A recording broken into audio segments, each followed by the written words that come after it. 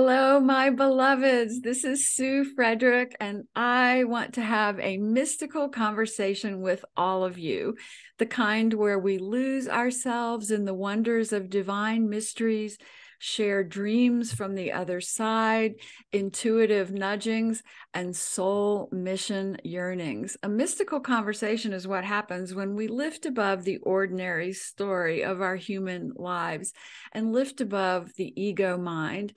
And we look at life from that place of divine inspiration from our souls, from our spirits, just as we do when we cross over or when we're in the divine realms. We see this world and see what's ordinary and unimportant and what is mystical and extraordinary. I'm Sue Frederick, and I'm the author of several books, including Through a Divine Lens. I'm an ordained unity minister. I'm a lifelong intuitive, master numerologist, and soul regression therapist. And it is my deepest honor, my greatest joy today to be bringing you the most amazing guest. His name is Mark Ireland. I'm going to read his biography.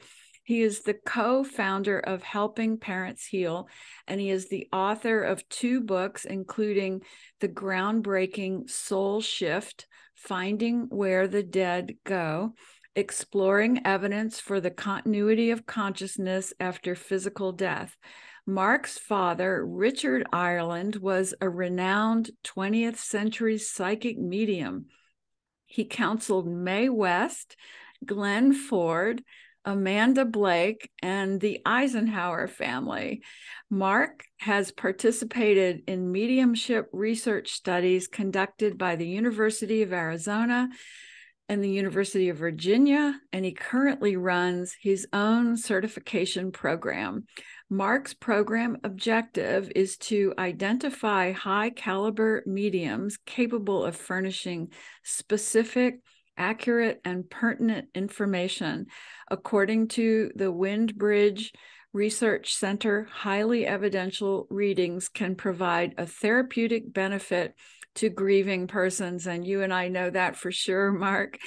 And his website, so that you can get more information, is markirelandauthor.com.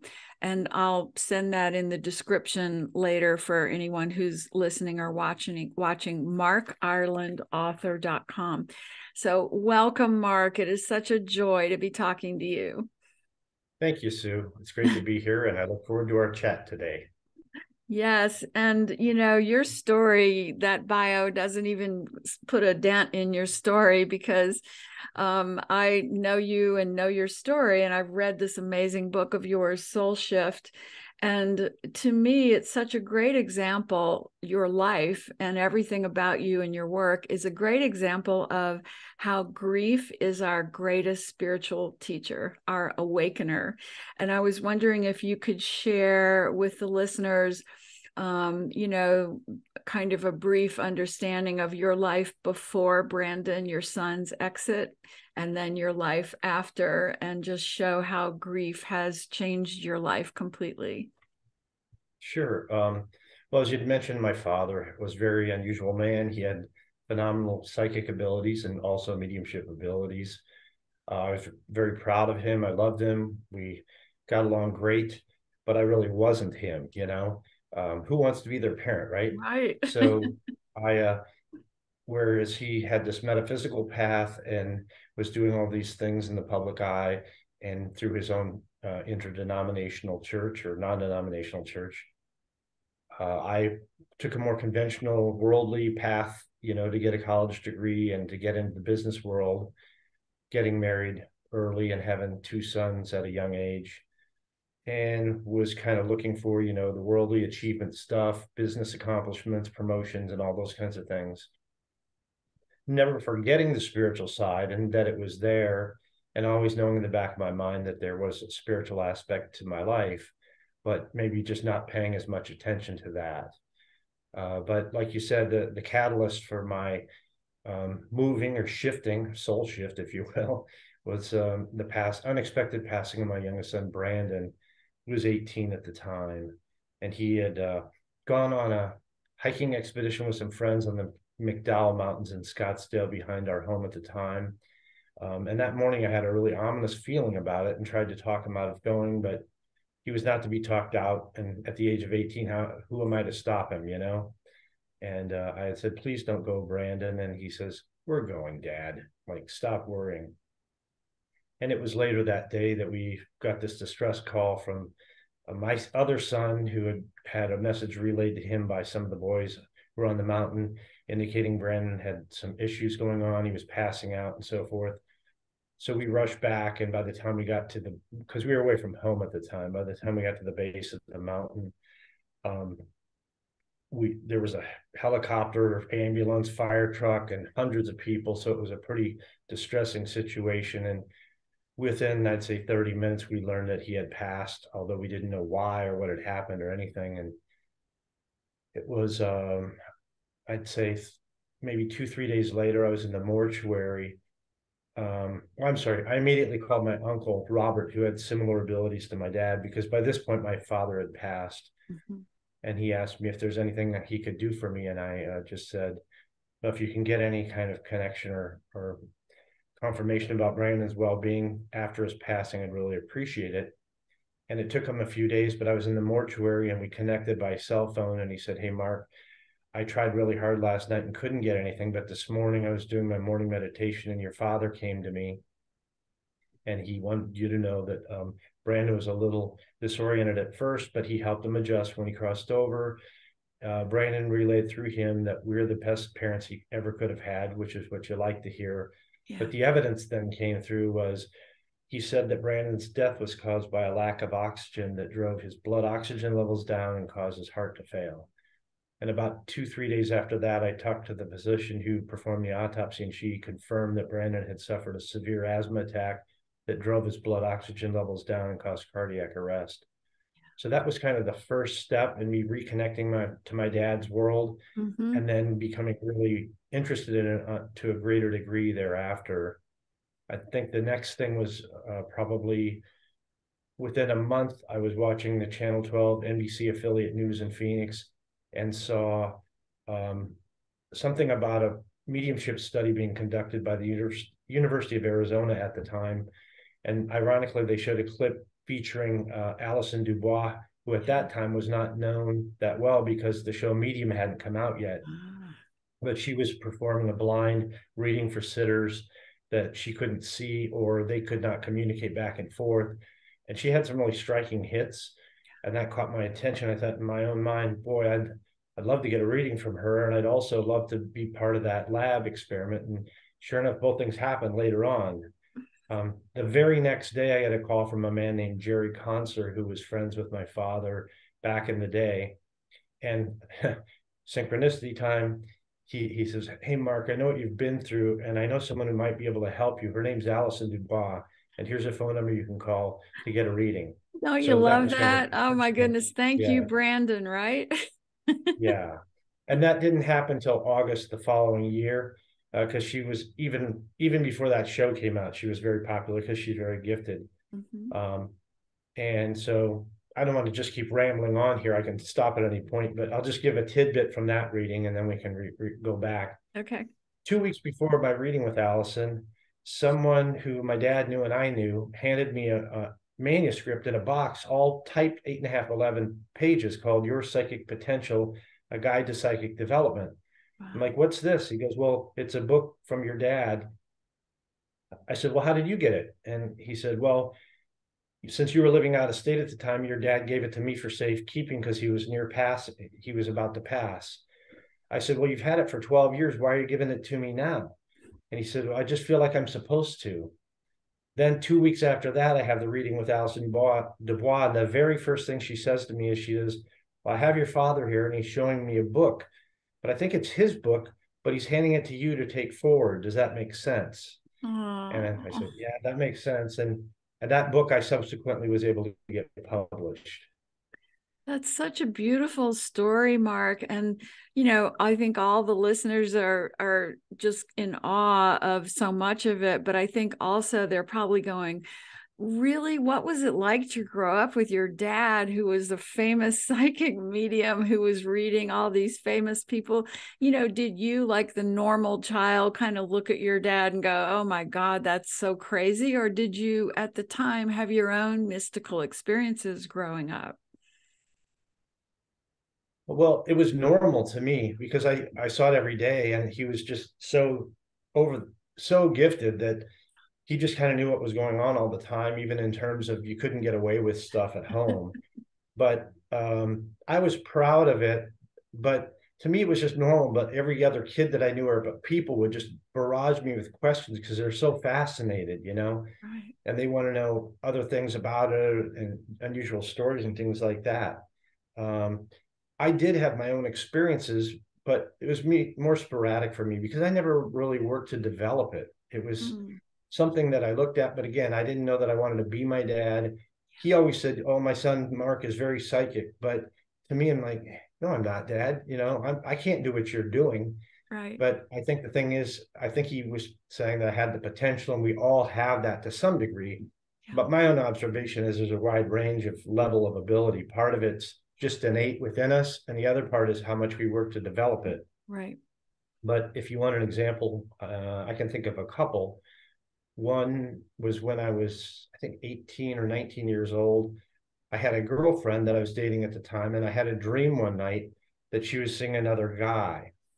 And I knew not only his physical description, but his first and last name. So the next day I said to her, I had this crazy dream last night that you were seeing this other guy, and it made me kind of jealous. And she's like, well, tell me more about it. I said, nah, it's just a dream. She goes, no, please tell me. And I said, okay. The guy looked so tall, and he's this color hair and, this build. And his name was Bob Dooley. And she goes, oh my gosh, I used to date a guy named Bob Dooley in Kansas that looked just like that. That's so And we were in great. Arizona at the time. So It's amazing that that's you got the name, Mark, right? first and last. That's Yeah. amazing. But And still, that didn't give you the confidence to say, hey, I think I should do what dad does, right? no, not really, because it was more hit and miss. Mhm. I remember another time, and I had this in Soul Shift, where when I was in his presence, it's almost like his energy overflowed and ran into me, so I was like taking some of that so I could do more when I was there in his presence. He had just completed a demonstration, which I'm not going to get into the details of how that worked, but he would basically demonstrate psychic phenomena while blindfolded and provide, predictions about things and provide information to people not written on paper, provide serial numbers off dollar bills that were in envelopes, sealed, and things like that. But after he concluded this one demonstration, he said, I said, well, he said how tired he was, and he had another one to do. And I said, well, I'll do it for you, Dad, jokingly. I said, just give me the power. And so he laid his hands on mine. He goes, okay, you have it now. He goes, let's test you. And he looked at the booth next door. And he goes, what's that man's name? Pointing to a stranger. And it popped into my mind. The name was Alan. So I said, Alan. So someone else in our booth tapped the guy on the shoulder and said, excuse me, what's your name? The guy goes, what? What do you want to know? He goes, just tell us your name. And he says, Alan. So I had these, like I said, but it was sporadic, Right. and it was just kind of not something that I worked at all the time. Mhm. But I also feel like we all have, if we listen to our intuitive guidance, sometimes it can be helpful to us, even in a practical way on a day-to-day basis.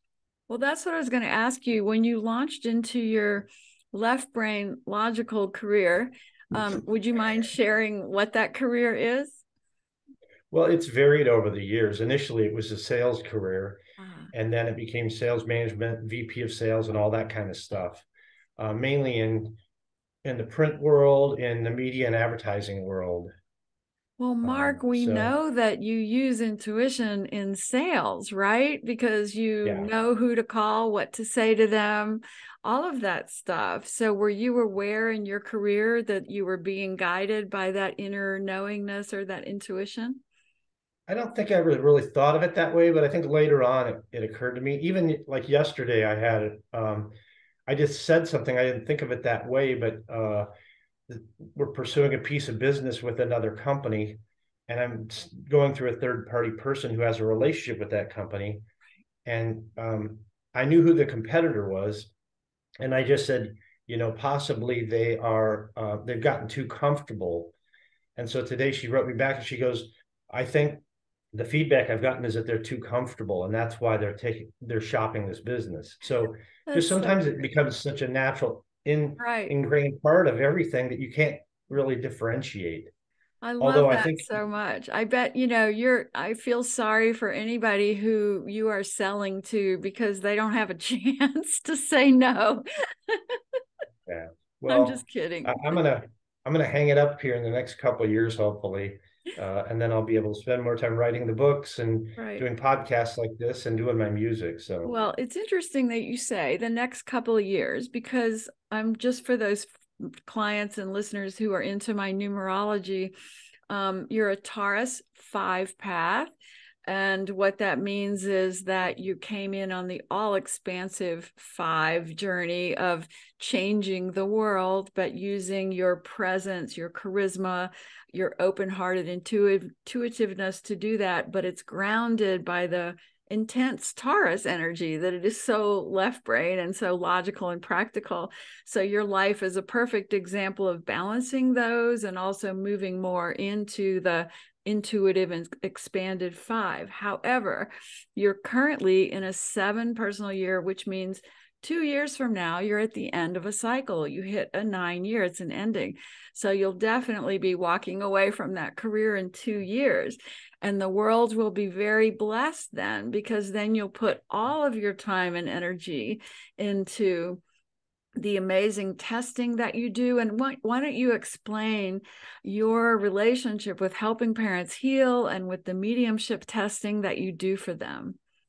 sure. And before I dive into that, I just think you said something that kind of totally resonates with me. And I feel like my purpose here in life is really to bridge those two gaps, to take the things that are hard for people to believe, because a lot of folks have been raised in a society that's very materialistic, and they've been taught that consciousness is generated by the brain, whereas I've come to be convinced that consciousness is primary, Right. and the brain is a sifter or filter that limits our scope of awareness in this world so we can survive here and have these experiences. um, but by being a grounded person who speaks the same language as the average person, I think it's more palatable to them. Yeah. Whereas if somebody's real far out, they're gonna just dismiss it. They're not Yeah. gonna listen to it and just say, "Oh, they're too woo" or Mm-hmm. whatever. Mm-hmm. So I do, that resonates with me what you said. I But as love far that. as helping here, yeah, Tauruses are needed because they are so strong and practical and grounded, just like you say. And if they bring a mystical, spiritual message to the world, then people go, wow, okay. And combine that with your 5 path charisma. I mean, you and Elizabeth Boisson, the founder of Helping Parents Heal, are all here to change this world in different ways, but to get rid of the idea that death is the end. So, how did you meet Elizabeth and get involved with Helping Parents Heal? okay, I'll do that. And also, if people do read Soul Shift, you'll have to read the chapter called The English Connection, because that chapter, Linda Williamson, a medium in England, explains everything that was to come. And this goes back to 2004 in the fall. And in that chapter, everything she said has come true, with Helping Parents Heal. So the way we met was kind of interesting. I was at that time, this is like 2009 or 10, probably 2010. I was out there being more out front with my new book and with the work I was doing and trying to do workshops. So Jamie Clark, who's a friend of mine, Oh, who's a yeah. psychic medium, he and I put together, we were doing a workshop, and it was at, I'm trying to think of the name of the place, but it's on Shea Boulevard in North Phoenix, Scottsdale area. And one of the attendees was Suzanne Wilson, who had just moved to Arizona from Florida. So during an intermission break, she took me aside and said, I think I have your uncle here, and he it was something goofy, like she said, he's bringing up your feet and say your feet look just like your dad's. And I think the day before, I was just looking at my feet thinking my feet look just like my dad's, That's which is so a goofy great. thing. But so that kind of told me, okay, she's connected. She has some ability here. And then she got into explaining that she had just met someone who had had a son pass in a similar fashion on a mountain to Brandon. And it was, and this was very new to this woman. And I said, well, give her a copy of Soul Shift. Here, it's my gift to her, and give her my contact information. It wasn't 2 days later, I get a call from this woman, Elizabeth Boyson. She said, I read your book in 1 or 2 sittings. I loved it. It was phenomenal. I want to meet you and your wife. So we set up a meeting, and she says, well, I'm going to have my very first meeting of, she had a group then, a singular group called Parents United in Loss. She said, I'd like you to be my first speaker at the group meeting. So I said, okay, sure, I'll come there. So I came to the meeting, and she had a pretty good gathering of 30, 40 people. I did my talk, and then she started having regular meetings, and I came to them as often as I could. So fast forward to, I think, 2011, and I was changing jobs. I was leaving a company that was going through financial trouble and final chapter 11 or whatever. And I was trying to figure out what I was going to do next. So I called Tina Powers, another friend of mine who's a really gifted medium. She's in Tucson. And I was just kind of looking for some direction, because sometimes, even though we have the answer ourselves, we don't trust it, or, you're always battling, like, what's my intuitive mind versus what's just, what am I just rationally thinking? So that's always for me the tough dividing line. So Tina said, Mark, I think your real mission in life is to help other people who, like bereaved parents, who have been the same thing you've been through, and to assist them. She goes, I really think you should start a group of some type, or an organization. So I thought it over. I thought, why reinvent the wheel? Elizabeth has this going with Parents United in Loss, but what's her holdback is she's just one group. She doesn't have a website. She doesn't have a newsletter. And she hasn't really branched out to help other people set up in other locations to do what she does. So I gave her a call, and I explained the situation. I said, well, you want to partner with me to do this and blow this thing out? She goes, oh, I'd love to. And I said, well, and how about, another name, maybe like Helping Parents Heal? And so and you that's the name that came came up to me with the intuitively. name. Well, that's so great. Yeah. And she says, oh, I love that name. She didn't like the name Parents United in Loss because it sounded like a downer to her. Right. So that's the name we took. We started a board, which was really some of the first people who were in the first group who were real engaged. And then it's evolved over time. But I just asked her to blueprint what you do, how the meeting's conducted, what the content is, the rules of engagement. And then, she had already built a pretty good Facebook following by that point, changing the name to Helping Parents Heal, and then putting out word like, hey, people in other locations who are interested, who would like to do this, let us know. So today, more than a decade later, we have over 100 affiliates worldwide, 25,000 members worldwide on a private Facebook group. And then, like, we had our second ever conference in the fall of 22 in Phoenix, and drew 900 people. And That's unbelievable. It was a life-changing event for every single person there. I mean, the vibrational shift of that conference, Mark, you couldn't walk out of that without being changed, because it just completely moved the veil aside. We had, I probably had half a dozen people come up to me, tap me on the shoulder, said, I just want to thank you. You saved my life. Yes. I didn't save their life, but I was maybe a tool in that, or a participant in that. And that there's nothing more touching than hearing something like that. Right. I'd also heard that a lot of the employees at the hotel had been really concerned about our group coming in, that it was going to be real depressing and a downer. And at the end, they said we were the best group they ever had. And it was the most uplifting, emotionally positive experience they'd ever seen. I know. I heard that too. I even heard it from when I was checking out, and they said, you were here with Helping Parents Heal? And I said, yeah. And they were all grinning, and they said, you all are the sweetest people we have ever had here. And I love that, because I was thinking, you're right. When people say, oh, everybody here has lost a child, then people go, oh, that must be so sad and so depressing. But the way that Helping Parents Heal looks at it is transcendent. And I love it that you came up with the name, because it is so positive focused. We are helping parents heal. It has nothing to do with being in devastating grief for the rest of your life. It's about learning to have a new relationship with your child. Is that correct? Yeah, really, the reason that the group has been successful, in my view, is because we're the only group that takes that stand. Right. The other groups don't really allow that. So I was very adamant from the beginning, we need to provide all the other regular resources. I mean, you want the support group there. You want to be able to talk to others who have been through the same thing. You want to learn how to let go of guilt Yeah. and anger to the best of your ability. Yeah. You want to learn how to perform service because it comes back to heal you too. But Right. the one element that the other groups didn't have that we have is called hope.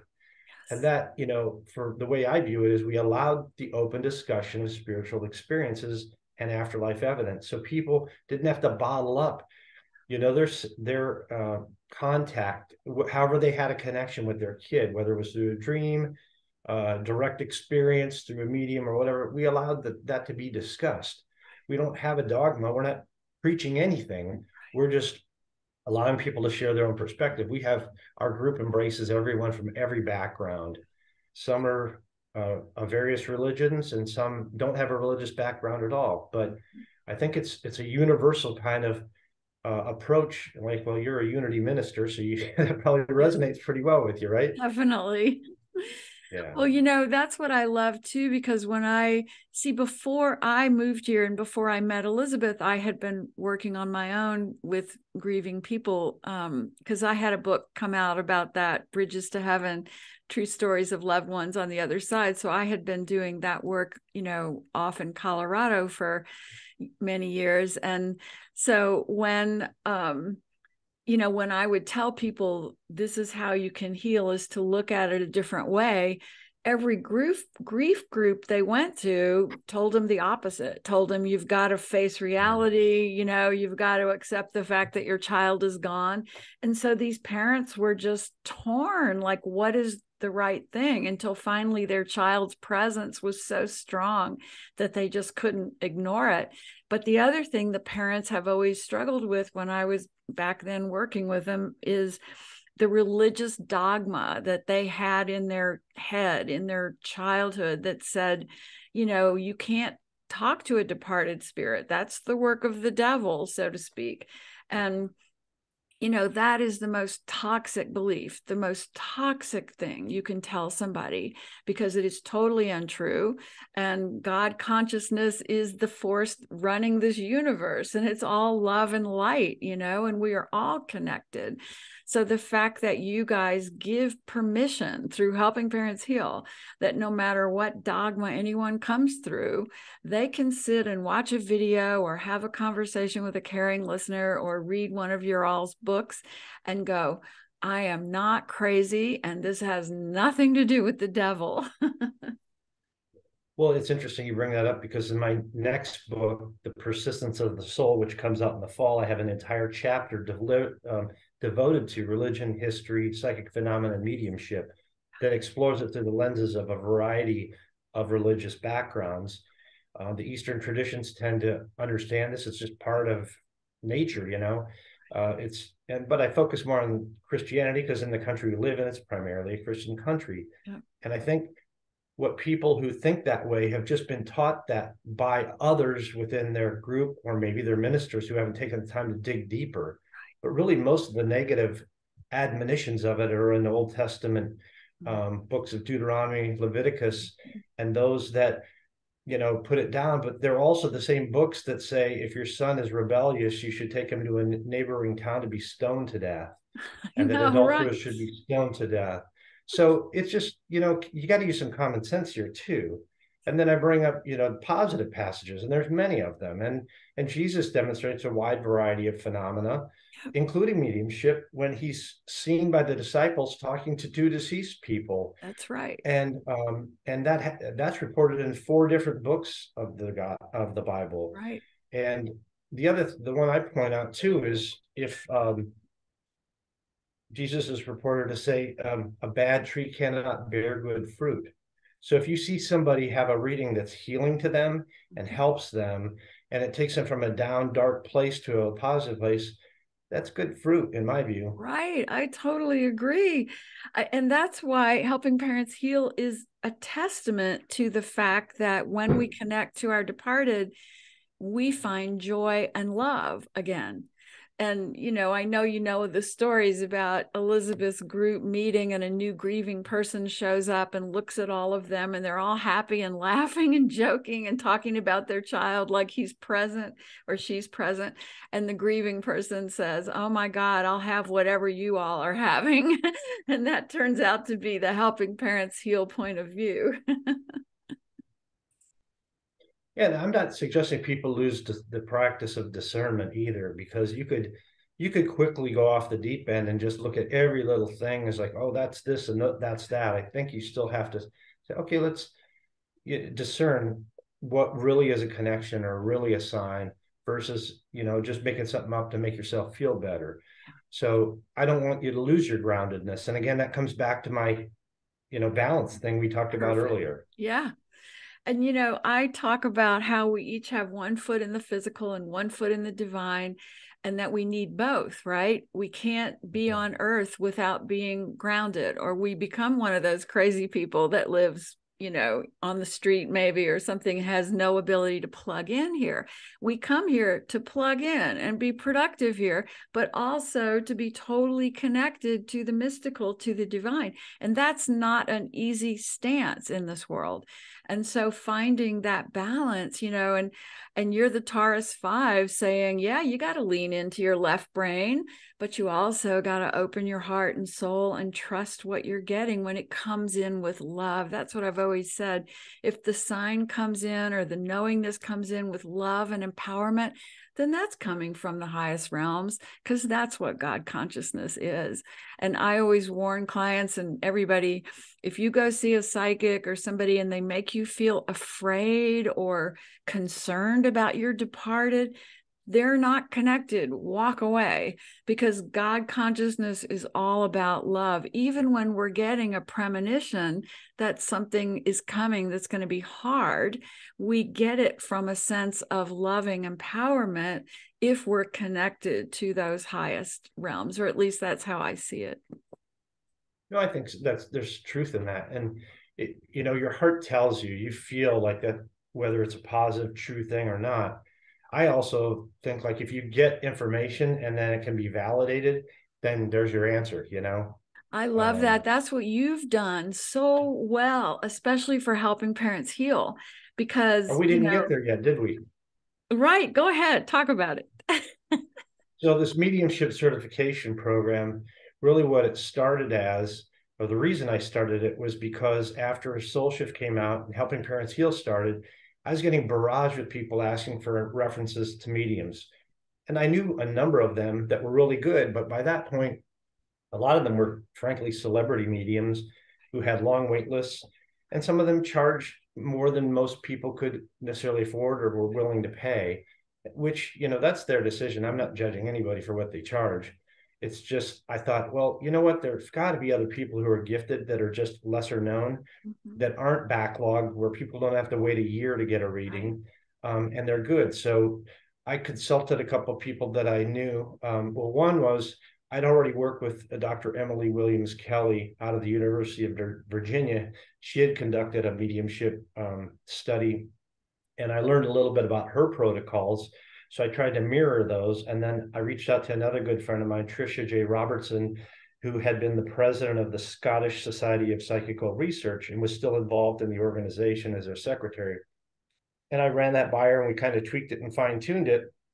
And then I put that together and then began the program in 2014, just putting the word out like, hey, if you're a medium and you're interested in the certification program, let me know. And I've refined it even more, but it really boils down to 5 blind readings conducted by Zoom with no video, where the medium speaks to the sitter. The session's recorded. And then at the end, after the process is over, we take that, the sitter has to transcribe it and then grade the reading for accuracy, separating the statements into individual statements. So this is a very linear approach, but yeah. I found that it works. And so it's, each statement is graded either correct, incorrect, or indeterminable. So an indeterminable would be like, I don't know, it's a prediction, it hasn't happened yet, so that's indeterminable. Or there's a statement made that I can't validate because I don't know enough, or I don't know the people my son or daughter knew overseas, to validate that statement. and then they're allowed to assign extra credit for bonus hits. So, and I used to just have one level of bonus hit, but now I have two. So give you an example, like say if the if the medium gives initials and those are correct, that might be a bonus, the lesser of the two bonus. If they give the full name, that's the higher level bonus. If the let's just say the medium says your child's favorite food was pizza with anchovies, pepperoni, and peppers, and that's correct, that would be the higher bonus, where if they just said, I think they like pizza, okay, that's a bonus, but maybe, the lower grade bonus. Yeah. And at the end of that, we statistically put it together, and there's a cutoff line. And what I've established, a cutoff is 70, a score of 70 out of 100 is the least you have to get to pass, but you have to be at least 60% accurate, regardless of any bonus points. Mm-hmm. So at least 60% accurate plus bonus points to get you to 70 or higher, or accuracy of 70% with no bonus points would get you there. But I have a number of them that have scored in the 90s. Wow. So we have some really gifted people. But today I have over 40 people on the site that have been certified through that process. So we have a large number for people to go to now, that they can trust. That there's no guarantee you're going to get a good reading, because even the best mediums have off days. Right. It's just, that's the way it works. But, it gives you a much better chance. Most of the mediums on there have availability, and most are priced at a point where people can afford them. Mm-hmm. That's such good work, Mark, and so important. And only somebody with such a beautiful linear brain could come up with that, like you. And just another thing, I want them to know, I make no money off of this. In fact, I've invested thousands of my own dollars to create the site, update it, to alter it, and to all the testing. I have a volunteer that helps me schedule things, but my time and her go completely unpaid, just like Helping Parents Heal is an all-volunteer organization.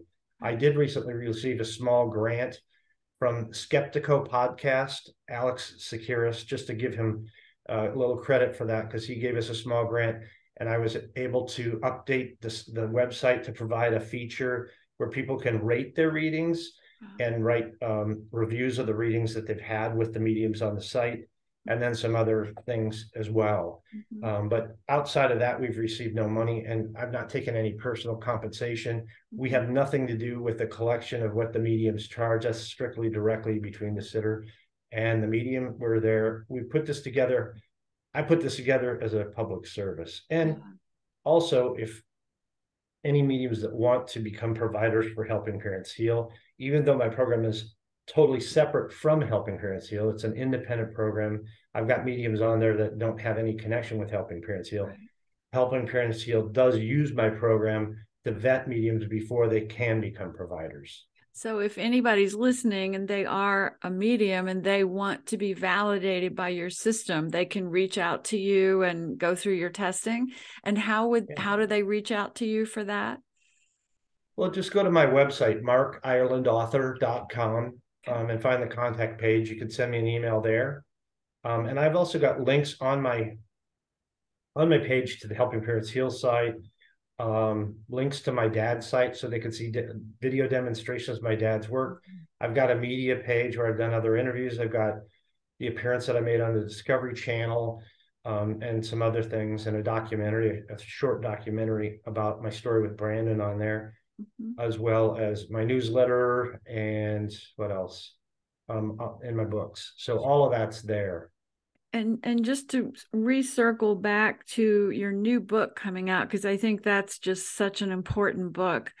Were you and you said you were able to look at Christianity, but also perhaps Vedic text or Hindu, Buddhist, and say that this is how they've always talked about connection to spirit. And I think that will especially help so many people whose child, I don't want to use the wrong words, a child who takes their own life, I've always said, is a child who is choosing to leave early because they've done what they came here to do, and there's nothing wrong, no judgment. Does your new book bring that into the discussion of religion and dogma? I don't really discuss suicide but I discuss what I think about life purpose and the path, and that's why we're here, and that we all come with that. Mm-hmm. So people can kind of draw their own conclusion, put that together. I Mm-hmm. think the main thing was I was trying to have people relinquish the fear that they may have due to their religious upbringing Right. about looking into these phenomena as a healing tool. Right. Or maybe they have these abilities and they've been told, don't do that, Mm-hmm. that's not good. Mm-hmm. Um, and it's done through their own texts, so it's like, well, look, have you really examined Right. scripture yourself, or are you just relying on what other people say? It's funny, I've heard, this is kind of a funny thing, but I've heard atheists say that they know they'd be happy to talk about scripture because they know more about it than the average Christian. I think there may be some truth in that, because I think a lot of people just go along with what they've been taught. They've never really taken the time to read it themselves or examine it and Mm-hmm. think of it critically too. Mm-hmm. Beyond that, which I've spent the time on, is to learn out, how were these books written? Who wrote them? How did Right. it all come together? You had 66 different books ranging over a long span. Yeah. People decided what was going to come together. Now, you I could say it's know. divinely inspired, what books should make up the Bible, but there was a lot of stuff that happened through the course of history that determined which books would be included, which wouldn't. That And was even my like the Book of Revelation go at the ahead. end of the New Testament, Martin Luther didn't like that book and didn't want it included, didn't think it fit, Yeah. and he's the founder of modern Protestantism. Right. So there's a lot going on there. I think if people have a deep interest in religion and need to reconcile those things before really going down this path or looking into these things, they should take the time to do that study I and, agree. and look into the history of the development as well as the content. And you have just totally explained why I went to Unity Ministry School for 4 years, starting in my late 60s, because I was always counseling my clients on, these sorts of spiritual ideas and that it's not against what Jesus taught.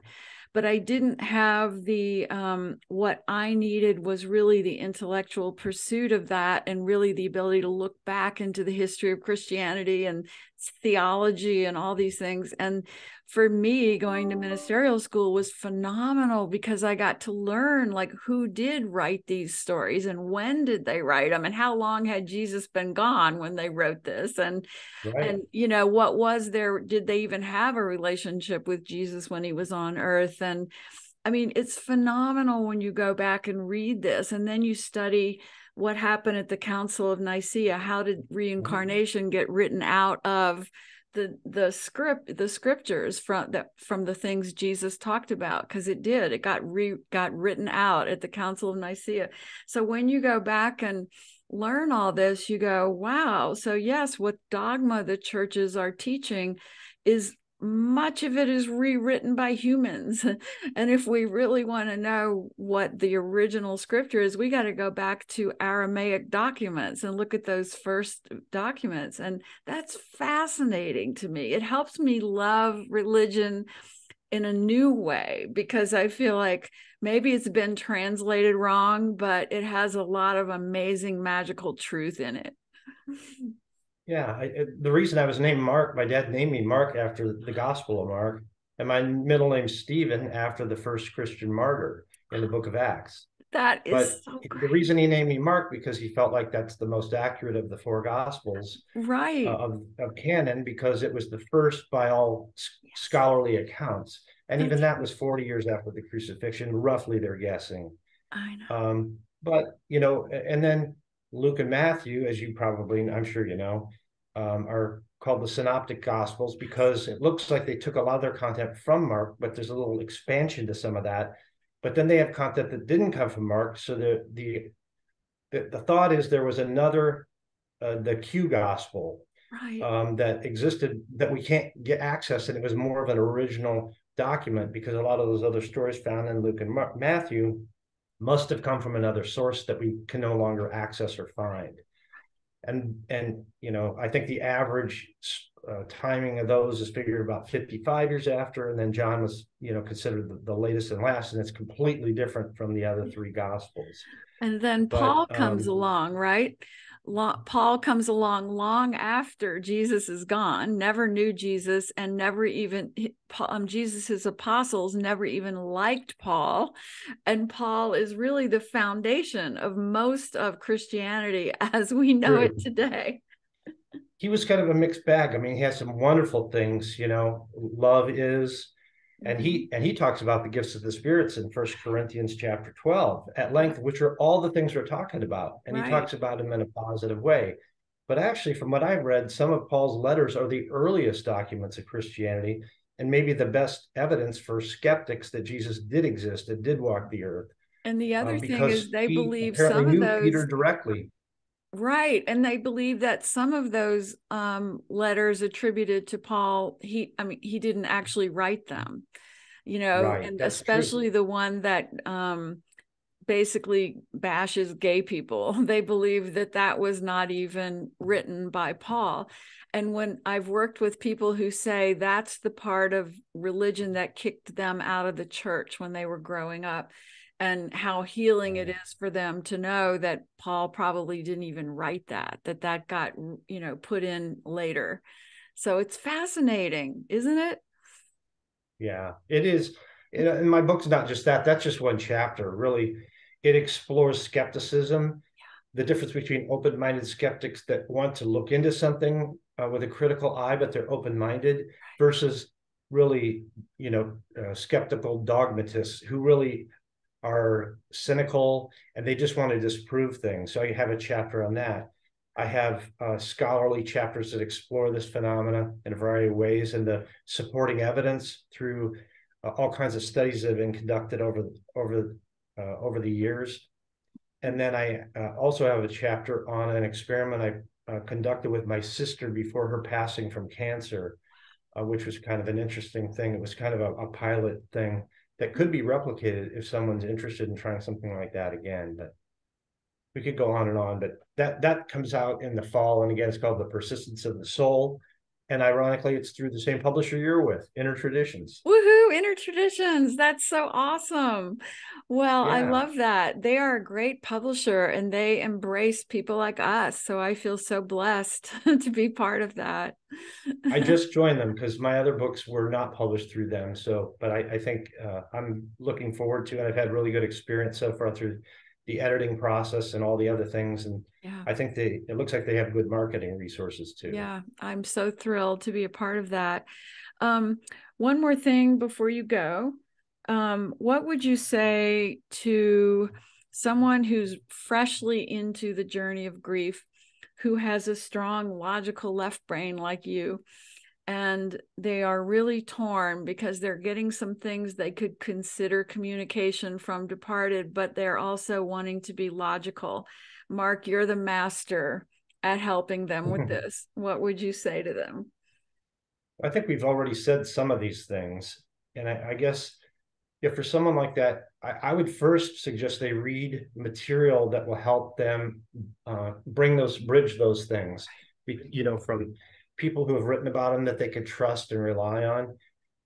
Great. If you want to read my books, that's fine. But, maybe Proof of Heaven by Dr. Eben Alexander, who is a neuroscientist, would be a good one for near-death experience, getting into details about his experiences. Maybe books by people who have researched. I say, one of the first ones for mediumship that I read before getting into the lab at the U of A was the Afterlife experiments. That one by Schwartz was a really good book to show you how mediumship could be performed by top mediums under controlled clinical type conditions and provide statistical results beyond reason. So those kind of things for somebody like that. And then maybe do what I said earlier, start testing yourself. If you're getting a sense of contact, how does it resonate with your heart? Is there any information conveyed that you can validate and kind of go from there? One of the things that happened to me early on, I'll just share this as an example or maybe something they could think about. Within just the first few days after Brandon passed, I really wanted a connection of some sort, a direct connection. And I didn't really know how to go about it, but I went into, it was actually a walk-in closet, shut the door, completely dark, shut my eyes, and I'm not a great meditator, but I tried to quiet my mind and I just asked for some kind of sign or connection. But within a short period of time, an image of Brandon's face kind of came by the inside of my forehead, like if that was a movie screen. That's why my dad describes it. And I saw his face smiling like he was happy. But right after that, I saw a cross with an oval loop on the top. Now, I'd seen those, but I didn't really know what they were or what they meant. So after I was done, I went and Googled it to find out, well, what is this cross? And then I discovered it's called an Ankh. It's the oldest cross of human history. And the lower portion, the cross signifies physical life, with the oval loop at the top signifying eternal life. So that told me my son transitioned to eternal life. He's happy. Symbolically, it told me that. And I was given a symbol that I didn't know, and I had to research to validate the experience for me. Perfect. That is brilliant. That is so awesome. Oh, Mark, it's been such a pleasure. You are a gift to people, especially to grieving people. So thank you so much. And like we said, listeners, if you want to know more, go to markirelandauthor.com. Is that correct? That's right. And you're a gift too, Sue. Thank you. Oh, thank you, sweetie. Until we meet again. Goodbye, everybody.